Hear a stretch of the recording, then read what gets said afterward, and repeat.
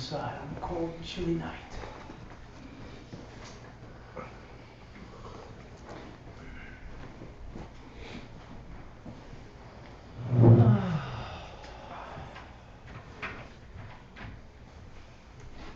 Would you be so kind, Vector, as to do a chant for us?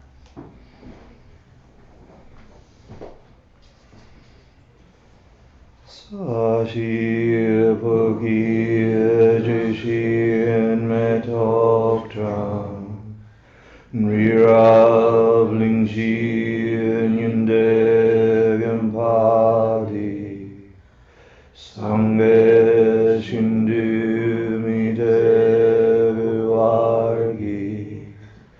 Dropin Namda Shinla Chiparsho Idam Guru Ratna Mandalakam Ninyatayami Sangye Chidam Saki Shagnamla Janchu Vardu Dakni Gyapsuchi Daki Chinyengi Pesanamki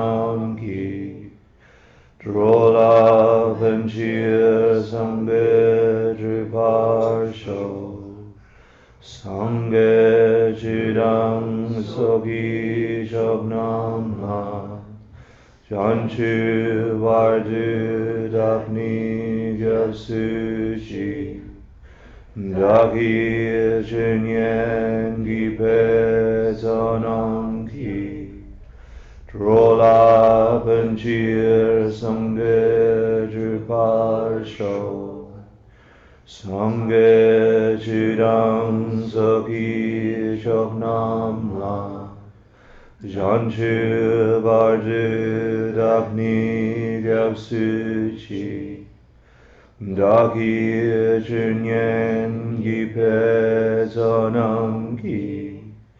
Drola Benchir Sangye Driparsho. So please sit comfortably and check to see that your spine is straight. We'll take a moment to shift our mind into neutral and away from the activities of the day and the busyness of the day. Simply be aware of your breath. Be aware of the sensation as it passes the tips of the nostrils. Count in 21 rounds, beginning with an exhalation.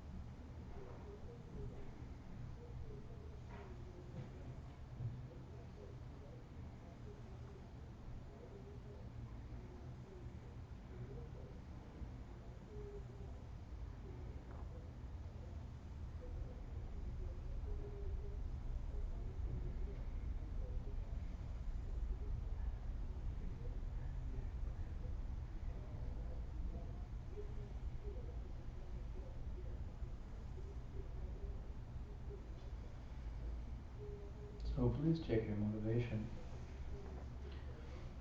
Check in with yourself as to why you're here and what you aspire to from being here.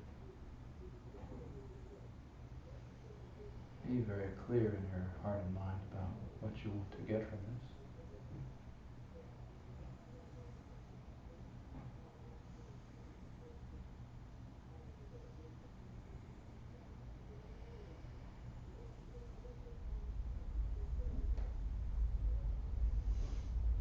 Ask yourself what you need to do to accomplish that.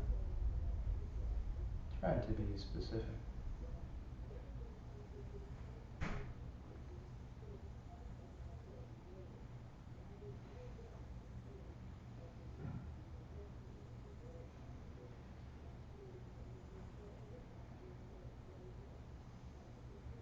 Think about all the problems you've encountered in your life thus far. Hardships and sufferings and ups and downs.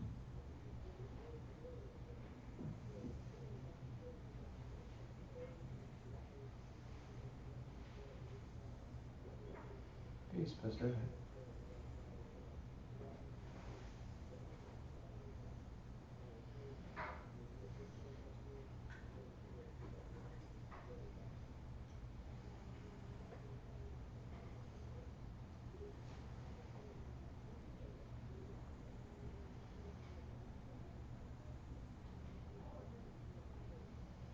Resolve to end those things so they don't go on forever.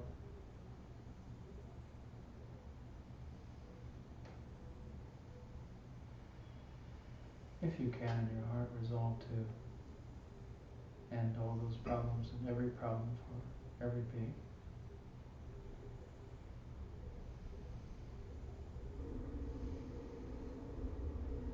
May no one have those problems ever.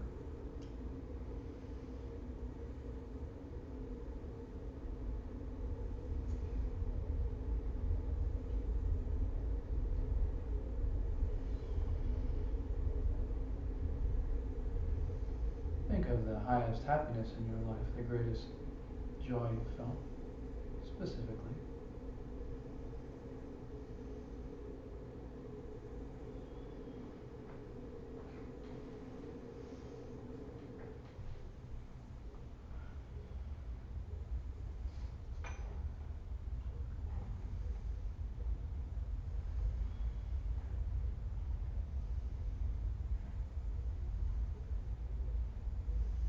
Try to resolve in your heart that you want everyone to have this and more.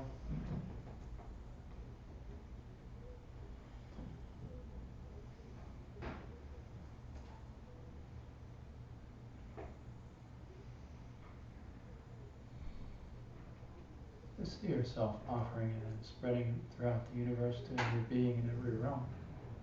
That great feeling of utter happiness. Offering it to every being.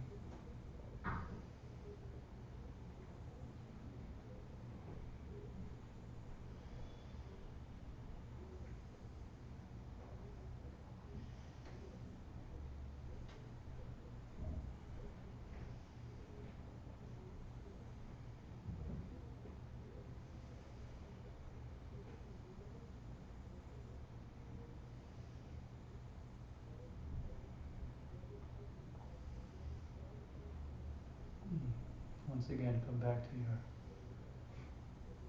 motivation and intention for this class. Let us resolve simply that we are here to do that for everyone, to offer that to everyone, to bring that to everyone. And that's why we're here tonight. That's our purpose.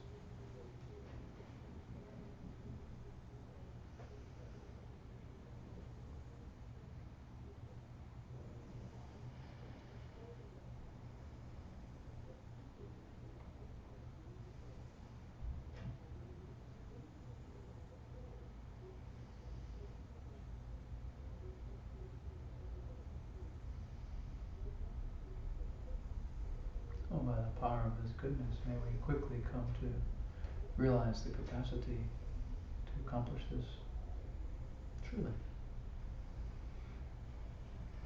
And pray. Thank you for coming.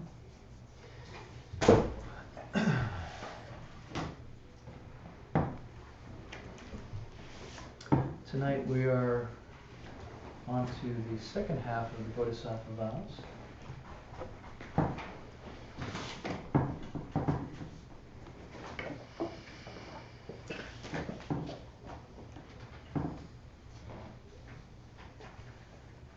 Last week we covered the root vows, right?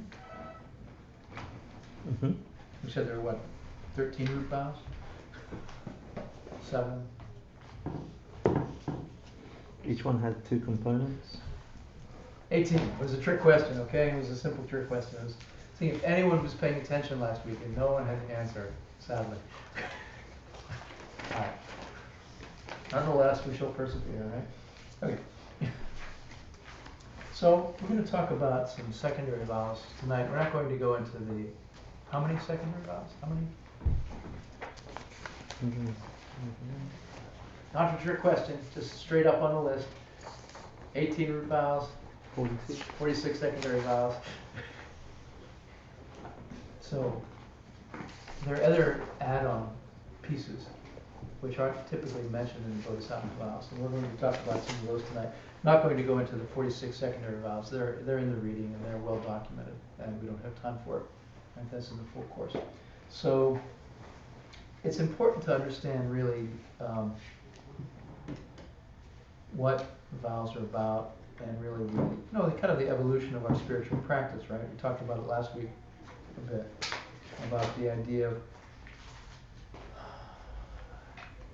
we are training ourselves to move from negativity to virtue, right? And the system of vows is a way to do that. System of instruction that says engage in these practices and behaviors, and do not engage in these practices and behaviors. And if you do that, then you'll commit less negativity, you'll be a less negative person, and you'll be a more virtuous person, right? As a result of doing that. So, but generally in our spiritual career, in our spiritual evolution, we start off, I don't know about you, but I just sort of, at some point in my life, I think I was probably 28 or 29, but it just sort of, all of a sudden I had some kind of attraction to Buddhism, whereas I hadn't really ever thought about it or heard of it before. Right? And I was traveling in Asia, and it was just like, oh, Buddhism. That's interesting. And started looking at tankas and saying, oh, these are really interesting. Those are really, it's really something about that, right? And I think everyone has a point at which they turn on, right? We have, according to Buddhism, we have, for thousands of lifetimes, done this to be here now, right? We have been involved and engaged in the path of virtue and the path of, I don't even want to call it Buddhism, but in the path of the virtuous spiritual evolution for thousands of lifetimes, right? And so in this lifetime, those seeds activate somewhere along the way. It might be when you're 20 or 30 or 50, it doesn't matter, right? Those seeds activate at some point, and then we become interested and attracted to spiritual things, right? So, we get to a point where then maybe it's a spiritual teacher we're attracted to, maybe you see the Dalai Lama, you go to some teachings, right? You start to hear these ideas, and then continue. And for some people, they can spend a long time listening to the ideas and hearing the ideas. Maybe they come to classes and to Dharma events and spiritual things because they like the people, they like the vibe, or for whatever reason, and for some people it's a very long period from when they encounter real instruction and teachings until they actually start to live it and apply it in their life, right? So after they gain those first intellectual understandings, perhaps then they adapted into their life and might start meditating, might start a daily practice, right? Might start to try to actualize it in themselves, right? Perhaps set up an altar, spend half an hour a day, right? And then somewhere along the way, they introduce, the person meets the idea of vows. And as I said last week, I don't even like to call it vows, because vows have the connotation of some kind of restriction, some kind of thing which constrains us or inhibits us or prevents us from doing what we really want to do, right? Like, I want to do all this stuff, and my vows say I can't, right? It's like some sort of unpleasant thing that I have to deal with if I have vows, right? Which isn't really the point.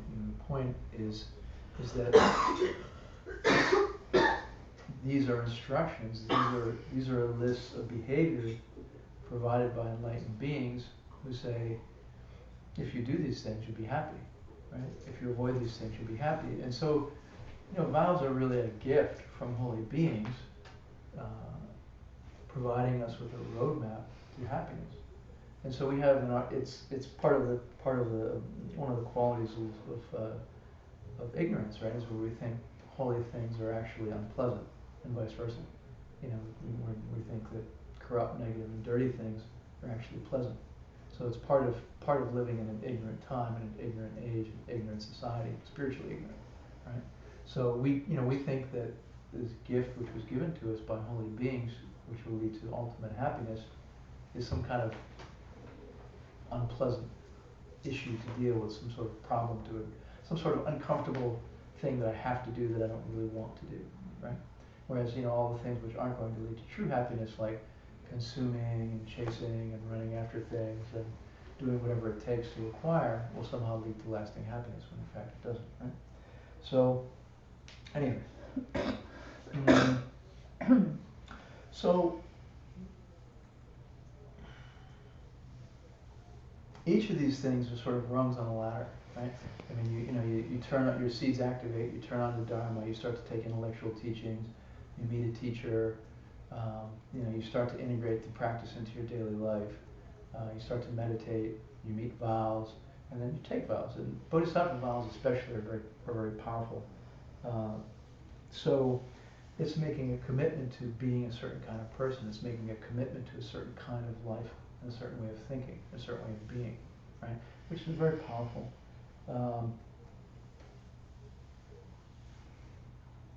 Each of those sort of steps and rungs on the ladder changes our reality an increment. When we activate, when our past seeds, which are attracted to pure spiritual things, activate, it starts to shift our reality a degree, a percentage. Then when we start to study these things intellectually, it starts to change our mind and change our reality. Another increment, right? Another 5 or 10%, whatever it is. And then when we start to have a daily practice and start to meditate, it changes our mind and changes our reality another percent. And when we meet vows and when we take vows, it changes our mind another percent. Right? And so as we start to accumulate all these different experiences, they all have the potential to really significantly transform our mind and our perception and our reality. Right? So each time we move from one of those steps to the next, the reality really shifts. Right? So, and it's not that we're tricking ourselves or we're pretending or anything else. Reality shifts, perception shifts, and therefore reality shifts. Right? Perception is reality. Right?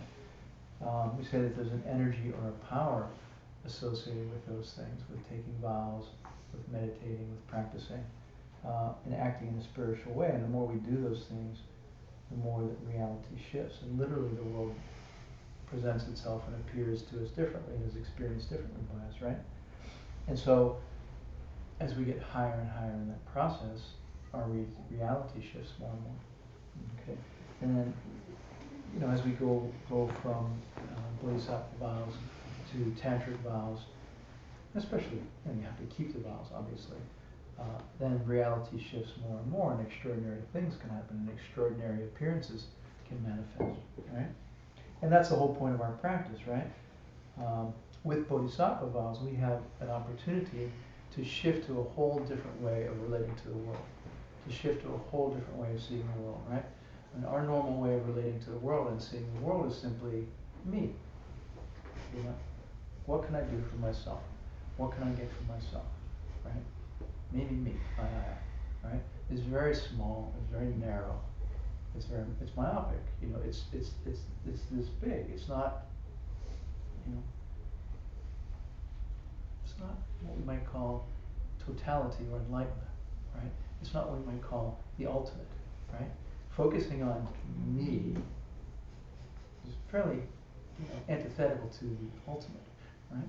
And so we spend our lives pursuing small me, limited me, right? Myopic me, and my wants and my wishes and my needs, and as a result forego, you know, the totality of everything in a pure blissful ultimate state, right? I mean, we're so like on this little dot that we miss the entireness of everything in the ultimate pure holy aspect, right? So the Bodhisattva vows are an opportunity to flip this. Bodhisattva vows are an opportunity to say, my life is not about this little dot right here in all of existence, you know. And I hesitate to digress, but you know, you watch Cosmos and you see all these like, how many galaxies? I don't know, 100 billion galaxies with 100 trillion stars and planets and God knows how many beings, you know. And here I am, like a little tiny dot, which is, you know, in the scheme of things is virtually nothing, right? So anyway, Bodhisattva vow is an opportunity to flip that. Bodhisattva vow is an opportunity to say, I care about every living being. I care about every sentient being. My focus is on everything and everyone. My focus is on ultimate happiness everywhere. You know, my focus is upon this vast, all-encompassing goodness and happiness, right? And if we make that shift, and if we make that transition from the little old tiny, infinitesimally small dot focus of me to, you know, the goodness and the happiness of every being everywhere, it has a radical effect on our mind, and our way of being, and our way of perceiving, and our reality, right? But it's not an easy thing to do, but it's completely doable, right? So Bodhisattva vows are very powerful for that reason, and if we really, at its essence and at its heart, relate to and understand Bodhisattva vows as a way to stop fixating on me, right, and to focus upon the big picture everywhere, everything, everywhere, everyone, everywhere, in a virtuous fashion, very powerful, right? Like I'm thinking about goodness and virtue all the time with every interaction if I'm following my Bodhisattva vows, right? Very powerful practice, right? Which will radically shift the nature of our mind, our thinking, the very basis of our perception, and the very basis of our reality, right? So the mind starts to change, and that's the whole idea, right? That's why we're on the spiritual path in the first place. I mean, you know, we either got onto a spiritual path because of like pixie dust and magic, or we think that something phantasmagorical is going to happen because I found the secret mantra and, you know, Sanskrit word that no one else knows, and I said it just exactly the right way 4.5 times, and therefore, you know, I discovered paradise, or because, you know, we're going to evolve personally, spiritually, to a point to experience, you know, paradise and enlightenment, right? Because of the way in which our mind functions, because my mind has the capacity to perceive that way, because I train my mind and shape my mind to have the capacity to perceive that way, right? So there's no pixie dust, there's no magic, there's no secret sauce, you know, on a spiritual path. It's simply, what have you trained your mind to perceive? What have you trained your mind to experience? How have you trained your mind to function? It's very straightforward, right? And so the Bodhisattva vows are very powerful in that way, right? So that's the whole idea, and that's why we're on the spiritual path in the first place, right? You know, typically we don't start with Bodhisattva vows. Typically we start with Pratimoksha vows, right? We said last time, you know, it's, you know, which includes various things: 10 non-virtues, monks' vows, nuns' vows, there's freedom vows. And for a lay person, it's 5 lifetime lay vows, right? No killing human, fetus, no stealing, no sexual misconduct, you know, adultery primarily, stealing another person's partner, no lying, and no intoxicants. Right? So those are the 5 lifetime lay vows. And after we practice those and we practice the 10 non-virtues, typically we have trained ourselves to stop engaging in crude negativities and then move on to a more refined practice and pursuit of behavior, which is bodhisattva vows, right? Yeah. Question? Yeah. This is some vows. Oh, that's very pretty. Where'd you get it? From Lindsay Krause at the Uh-huh. summer retreat when I took some Mhm. vows. Mm-hmm. And the 5 lifetime layperson's vows are number 143 through 147. Uh-huh. And I'm just curious, what's... Like, why are they number 143 instead of number 1 through 5, for example? Put them in the wrong spot in the list. Maybe the vows aren't in order of significance or importance or practice. No. I mean, I'll do a, see, I have a little book too. I'm going to do a plug. See, this is a lovely little book. I mean, anywhere you get these are wonderful. This is from Ji Chang. She made this beautiful Bodhisattva vow book. You see, beautifully letterpressed and hand bound, and has all the Bodhisattva vows. You can get it at www.print-matter.com. She just donated all of them to 3 Jewels, so you can get them at 3 Jewels. Really? Mm-hmm. On the way out the door. I highly recommend that you pick up a copy. Thank you for that, G and Hector. Let's see if she replies. In any case, so you know, people who compile vow lists are doing just that, you know, and it's editor's choice as to how they do it, I suppose. Right? Okay. She's happy. She's happy. I'm glad you're happy, Chief. I'm happy. Okay.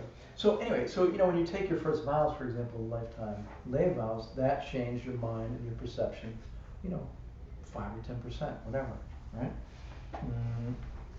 Then you move on to the next sets of vows. Each person's perception of reality depends upon where they are on those rungs of the spiritual ladder, right? The further we advance along our spiritual practice, the more our reality changes, the more our mind changes, the more our perception changes, and therefore the more our reality changes, right? There is no standard reality and there is no base reality. You know, there is no objective baseline reality, right? So we take Praktimoksha vows, Bodhisattva vows, and we move from living a life which is simply based upon consumption and living and dying to living a life which has something else to look forward to other than suffering, old age, and death, right? The purpose of the spiritual path and the spiritual practices is to provide some other alternative beyond ordinary suffering, right? And that's why we're doing this, right? Is to achieve something other than ordinary suffering and death, right? So, because the world is empty, meaning we see according to our mind's capacity. Whatever our mind's capacity is what we perceive, right? So whatever we prepare our mind to do is what we experience. So if we've been good to other people, that's what we experience in the world. If we haven't been good to other people, that's what we experience in the world, right? So as we move up in our vows, we see the world differently, right? So I mean, a lot of Westerners have taken, and Tibetans I suppose, I can't speak to that, but a lot of Westerners have taken various vows. You know, well, I've taken tantric initiation, 6 different systems, taken bodhisattva vows, I've taken every vow that exists, and you know, I still have a crappy life, right? Nothing has much changed, right? So what's up with that, right? So you have to ask, well, are you keeping your vows? Because you can come to 18 courses, which is 200 classes, right? Yeah, you can come to 200. You can come to 200 classes, learning the entire core monastic system, and you can take 18 initiations and say all the magical spells and secret words you want, and ring a bell as loud as you want, and bang a drum as loud as you want. It's not going to meaningfully change you. The thing that meaningfully changes you is keeping your vows. And so if you say to somebody, well, have you kept the vows you got? They'll say, well, yeah, I try to be a good person. right? I mean, yeah, I took vows and I'm trying to be a good person. I'm trying to be the best person I can, right? I mean, and that tends to be kind of a normal default response from a serious Buddhist or spiritual practitioner, right? Unfortunately, it doesn't work very well. You know, it's not enough. You know, we have to keep the vows specifically.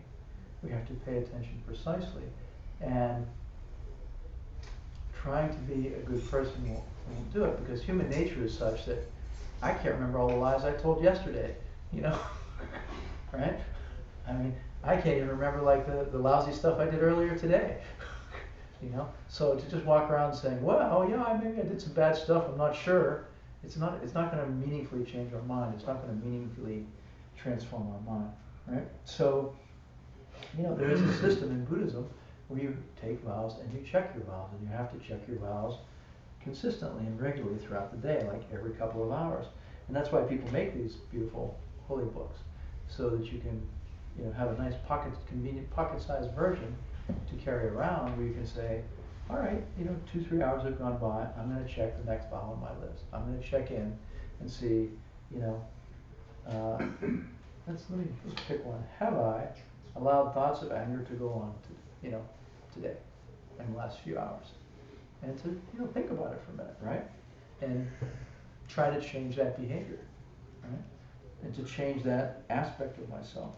So, you know, I mean, God knows there are countless things we need to change about ourselves, right? If we're going to be pure, virtuous, holy beings. And it's hard to do in a haphazard fashion. Yeah, please. Well, speaking of human nature, there is the saying that familiarity breeds contempt. Yeah. There is the notion of overexposure. Tell my wife about that. Yeah, sorry. So the notion that less is the notion that less is more. Yeah. And quality versus quantity, and in the midst of all of these. Are you like a Six Sigma guy or what? I don't know. I don't know. It's just, you know, it's hard to see. It's hard to find a dictate of what we attempted to call common sense in practice, and say, well, this is virtue. Yeah. You know, this is effective practice because I do it more often. Maybe it's really better if I do it less often, but mean it more. And that gets you into kind of a tailspin analysis where you keep drilling down into it, and you never really wind up with an answer that is good enough to exclude every other equally reasonable sounding possibility. And then where are you? Yeah. You know, you're stuck with somebody's perception. Yeah. I mean, you know, our job, in the final analysis, our job is to change our thoughts and our behavior, right? I mean, that's our spiritual job, right? Now, what works best and how to do it, right? I mean, there are countless teachings and there are countless methods, you know, lower vows and higher vows, you know, how to best implement that and how to best carry that out, right? I mean, everyone has to use a degree of personal awareness, right? Personal judgment, personal common sense. This is working for me, this isn't working for me, right? This is more effective, that's less effective. I mean, we are the captains of our own ship, right? And if we're not closely watching ourselves, watching our mind through methods that work for us, we're not going to change our mind. You know, it's not enough. I mean, it's like anything. You know, it's not enough to watch my mind 1% of the day to get it to change. You know, is it enough to watch my mind 10% of the day to get it to change? That's really what we're talking about, right? Like, how mindful do I have to be? How much do I have to pay attention to myself to really affect meaningful change within myself, right? So, I mean, you know, if one could actualize 1 or 2 key important vows, you know, perhaps that would be very powerful and very meaningful, because one's applying them consistently, you know, over and over and over again throughout the day to affect change within one's mind. But the goal is the same. You know, we have to change the content of our mind. And to me, just for me personally, you know, nothing scriptural, but for me personally, in my experience and in my life, I always just come back to the baseline. What's the content of my mind? What's the content of my mind? You know, is it virtue or is it not virtue? What am I thinking about right now? What am I focusing on right now? You know, is it something holy? Is it something stupid, mundane, ordinary, right? And so the vow system is a method of bringing the mind back to virtuous thoughts, right? And a person can look at it and say, It doesn't work very well for me, perhaps, right? But then what's the alternative? You know, I mean, what is going to habituate the mind to virtue regularly and consistently every day? So, you know, it's we have to find a method and a system that works, right, to accomplish that goal. And so, this is around habituation, right? I mean, it's like any habituation. You do it over and over and over and over again, and you rehabituate. So, you know, it's like trying to memorize something. It's trying to study something, trying to be a doctor, trying to be anything. You know, you just keep exposing yourself to it until you absorb it and you get it, right? But somehow you have to absorb it and get it and integrate it so that it becomes who you are. So, yeah. So, you know, this is a system of habituation to virtue. This is a system of exposing the mind to a retraining process into how to think and how to relate and how to be in the world. So, you know, around, think about others, not yourself. You know, focus on other people's happiness and thereby attain your own happiness. Right? So like that. Okay. So thank you. So if we're not rehabituating to virtue, don't expect Buddhism or spiritual path to do much for you, right? I mean, it's, you know, you see it in other traditions, the Muslim tradition, in the Jewish tradition. I mean, you have taxi cab drivers, you know, it's prayer time. Taxi cab driver, Muslim taxi cab driver pulls over, he pulls his little carpet out of the trunk, you know, and he faces in the right direction, and he, you know, he does his prostrations, and he stops, and he does his prayers, and it doesn't matter that he's in the middle of his shift, or on, you know, 43rd Street and 7th Avenue. It's time, you know, and he stops and he does it, because that's his practice, that's his way of engaging in some spiritual activity or virtuous activity from his perception, right? Very beautiful. And so we're talking about something like that, right? We're talking about, you know, how do we change our behavior? How do we rehabituate our behavior in our mind, right? Because if we don't constantly practice exposing our mind to virtue, it won't become virtuous. I mean, that's really the bottom line. You know, what is your preferred method? What is any of our preferred methods of exposing our mind to virtue over and over and over again throughout the day, consistently, regularly, significantly, right? Meaningfully. And so here's a system, right? A very important system. Because I can say, well, I mean, I John, the ordinary human guy, can say, you know what? I want to think about, you know, I want all of the homeless people to have some place to live, and all the food they want, and all the clothes they could ever need, and never have any material wants or needs. And I'm going to just walk around trying to think about that all day. That's good. Wonderful. Better than the ordinary alternative, right? But not as good as some of the things prescribed in the Bodhisattva list, if you will. You know, there are a lot more profound, holy, significant ideas prescribed in the Bodhisattva list than I hope all the homeless people have food and clothes and shelter, right?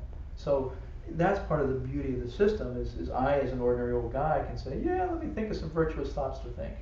Let me think of some virtue to try to get myself in the groove of being a virtuous person. But this is an extensive list, profound list provided by, you know, omniscient beings to say, think about these things, and your mind will really change. So, like that. And if we don't, you know, if we don't rehabituate our minds meaningfully, then our lives don't change, right? Because how our mind functions determines our perception, which determines our reality. And that's it, right? So, you know, you can have vows for 20 years and put them under your pillow and sleep on them and hope for the best, but not much is going to happen, right? So, I mean, you know, having this beautiful book and putting it on the bookshelf, you know, for 5 or 10 years ain't going to change you. You know, you got to crack it open and read it regularly, right? So, and they work. You know, it doesn't. And this is the beauty. One of the beauties of the Bodhisattva vows. It doesn't matter how lousy your mind is. It doesn't matter what a schmucky jerk you are.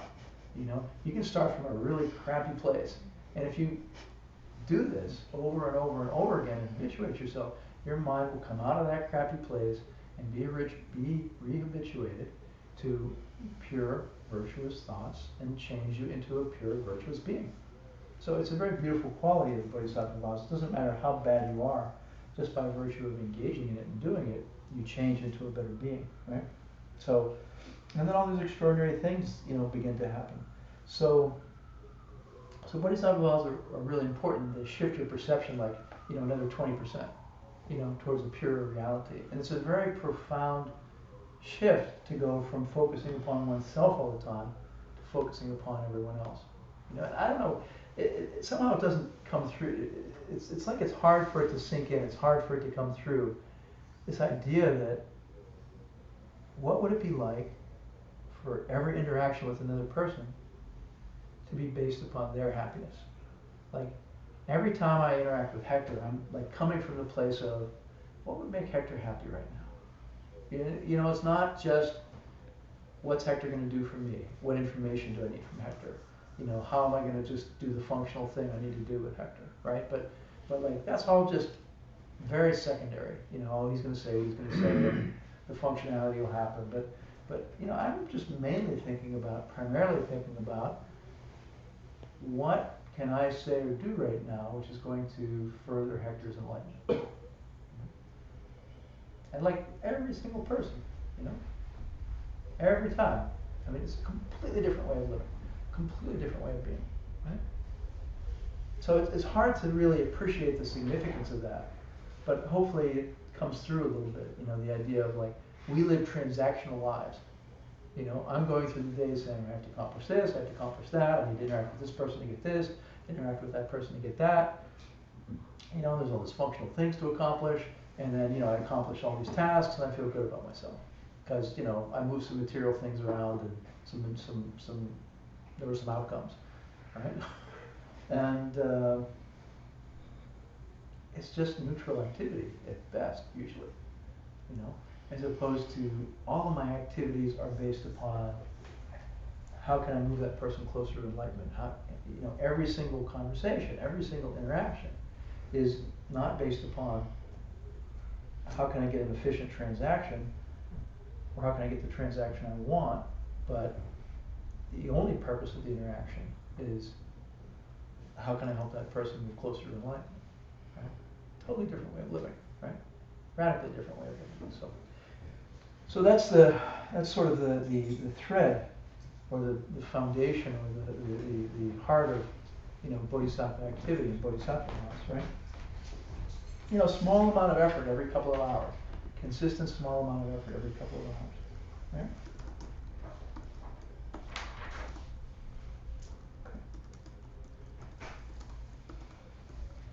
So the other thing about bodhisattva vows, so we covered the major vows. We're going to go into some of the details about keeping the vows. One thing to be aware of with these bodhisattva vows is that they go from lifetime to lifetime, and not just for this life. Other vows you take, pratimoksha vows, for example, lifetime lay vows. When you die, the vows are finished in your mind stream. Bodhisattva vows stay with you from life to life, unless you somehow lose them, which we have to talk about, right? So you carry them on to your next life, right?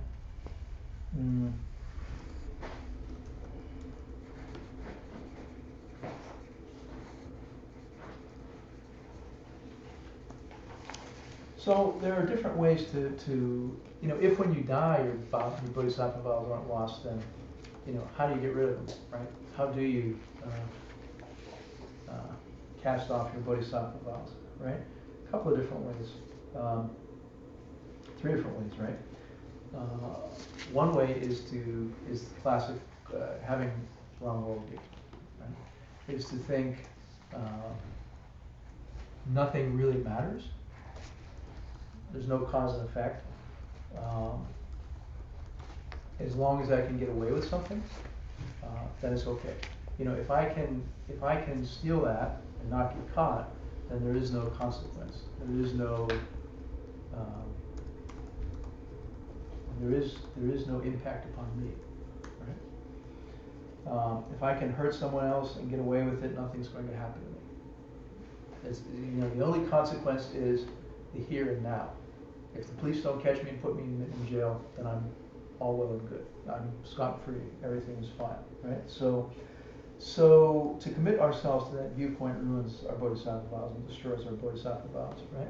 So we have to talk about it because, you know, how firmly do we believe in karma? How firmly do we believe that things are really caused? How firmly do we believe that every thing we think or say or do brings a result back to us, right? I mean, you know. So, you know, we all have days and times when we think, like, I'm not sure about this karma thing. I'm not sure about this whole causation thing. You know, maybe it's true, maybe it isn't true, right? So then does that break a bodhisattva vow? Does that mean that we lose our bodhisattva vows? If we have this sort of nagging doubt or niggling doubt that, you know, maybe it's true, maybe it's not true, does that mean that we're losing our bodhisattva vows every time we have a fleeting thought of, I'm not sure that there is really karma or causation, right? So, no. You have to commit yourself to that viewpoint. You have to be really resolved in it. You have to be very, you have to have examined it and come to the conclusion and held the conclusion in a meaningful way, right?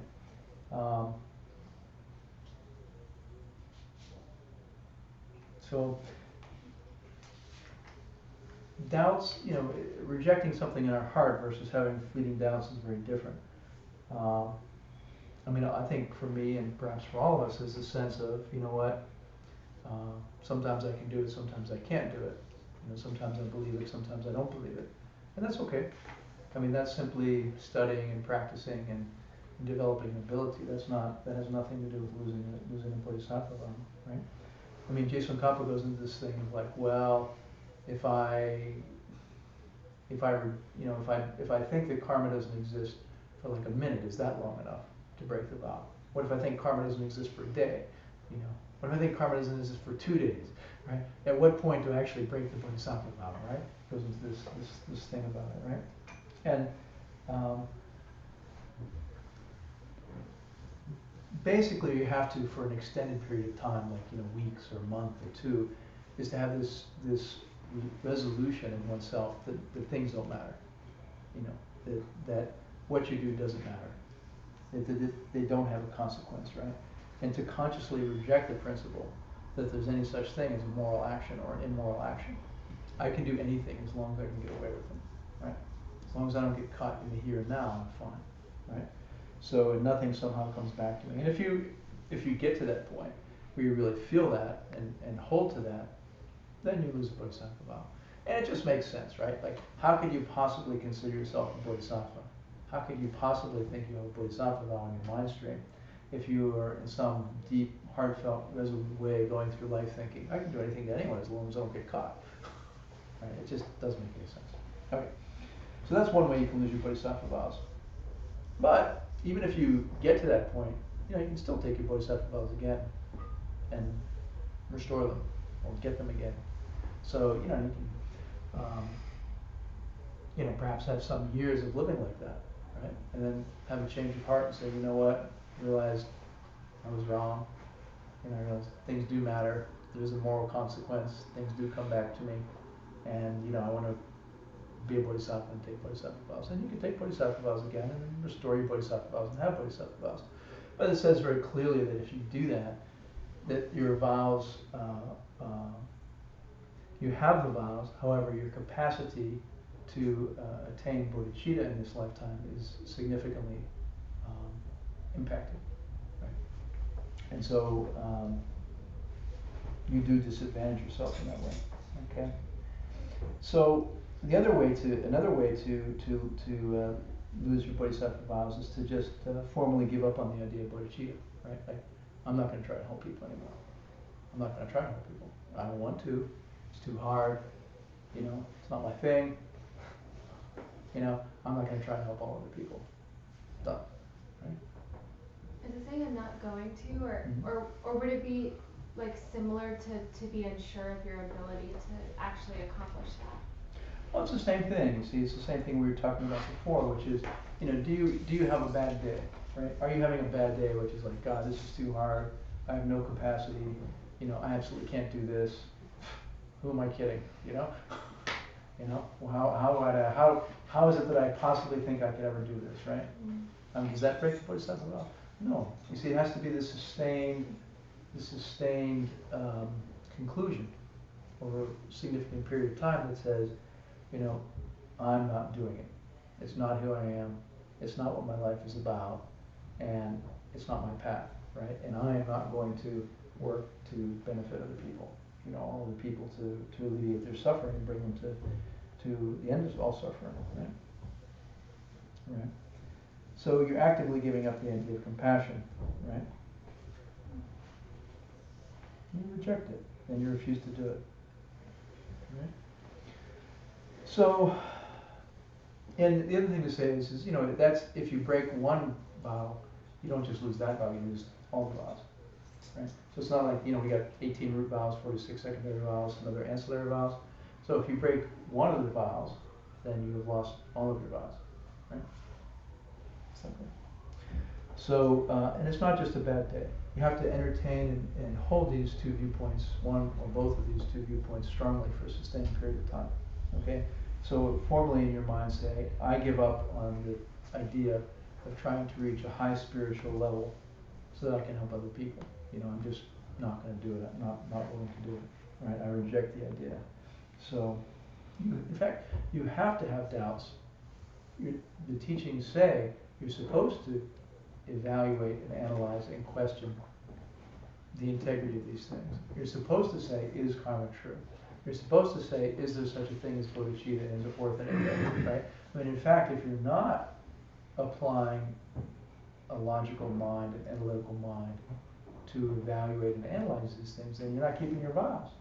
You know, we are required to check it out, right, and study it and come to some kind of conclusion.